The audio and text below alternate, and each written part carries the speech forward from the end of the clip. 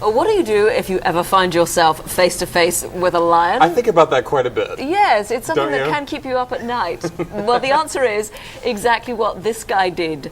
Don't move a muscle, in the words of Marvin the Martian. This makes me nervous just looking at I it. know. We found this video on liveleak.com for your viewing pleasure. It's only 2 minutes long, but arguably the longest 2 minutes of this cameraman's life.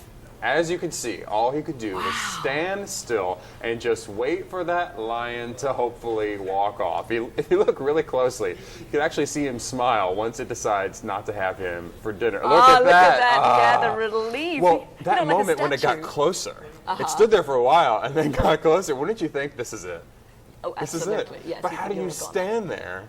I mean, I don't think I could have stood there. Well, that's the thing, is they always say, yes, you know, stand still or play dead, perhaps, but It goes to actually against your instinct. realistically do that, yeah, because you'd be, you might be hyperventilating and trembling. Because the response is fight or flight, and he did neither. And it's hard to do neither. That's very true.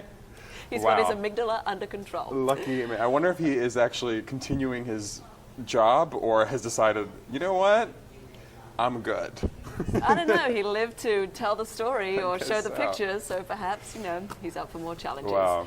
Well, that encounter with the lions makes this next animal adventure look pretty tame by comparison. At least these photographers have a cage. But even with the cage, it's got to be pretty unnerving to get in the water with a giant great white shark.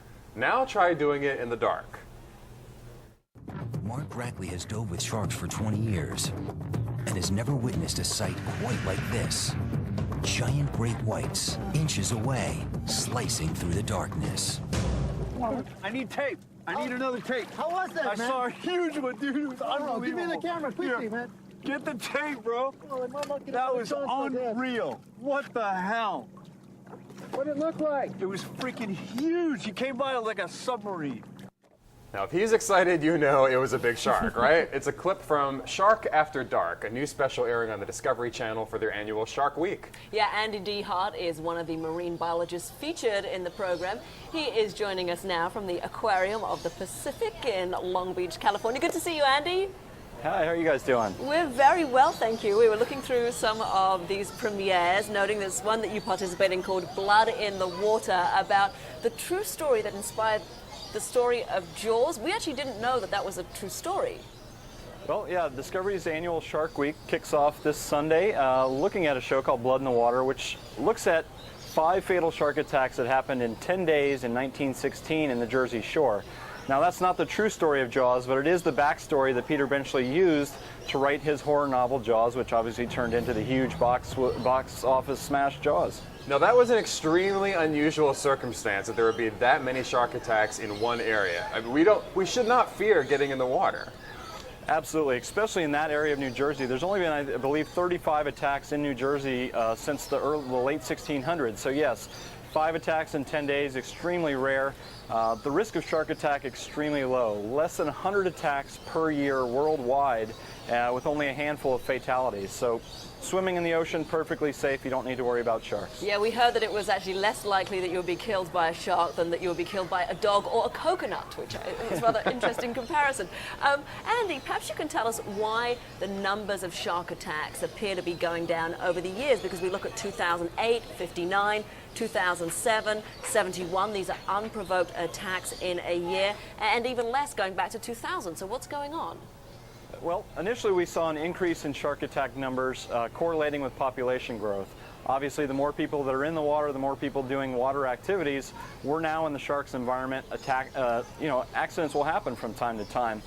We have seen a general drop-off since the year 2000 in unprovoked attacks, likely due to the fact that sharks aren't actively hunting humans, but we are out actively hunting sharks. We're killing sharks at a rate of 250,000 sharks every single day of the year, and that's in targeted fisheries for sharks for their very valuable fins used in shark fin soup, but also as in bycatch. Can you tell us about some of your friends that are behind you right now? We're taking a live picture inside of the tank, and I wish I could name these. I think I see a nurse shark, but I'm not sure. You're correct. This is one of my favorite aquariums, the Aquarium of the Pacific in Long Beach, California, and we've got some great sharks here. We've got sand tiger sharks, which are the ones with kind of the real messed up looking teeth. There's some smaller blacktip reef sharks, as well as a beautiful sawfish here in this exhibit. So lots of great shark activity here in all kinds of local aquariums around the country. Are any of those dangerous to us?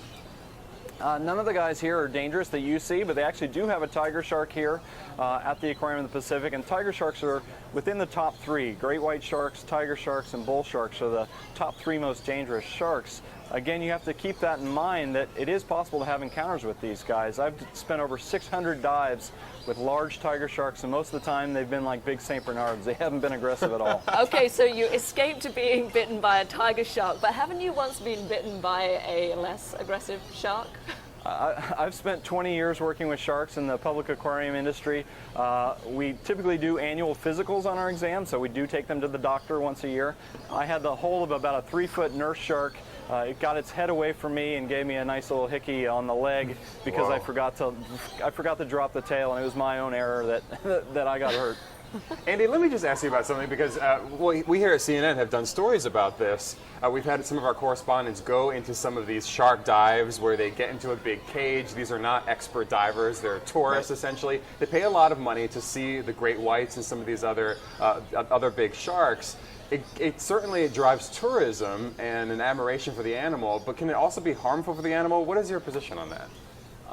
You know, there's a lot of different shark diving activities around the world. There are some diving opportunities that happen in a cage for the more aggressive species, but there's a lot of great places like in the Bahamas where you can dive with Caribbean reef sharks on a regular basis, and they might get 40 sharks at a time.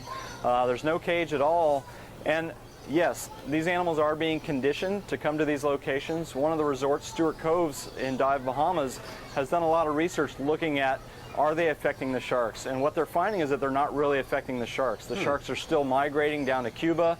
They've caught sharks from Stewart Coves in the Florida Keys. And we think that they're getting about an approximation of about a packet of M&Ms a day through these feeding activities. So the reality is, yes, you're conditioning them, but they are ambassadors for their species. They're doing so much good by changing the perceptions that humans have with divers because they get up close and personal. There's no other way to get that type of emotional feel other than getting face to face with these guys.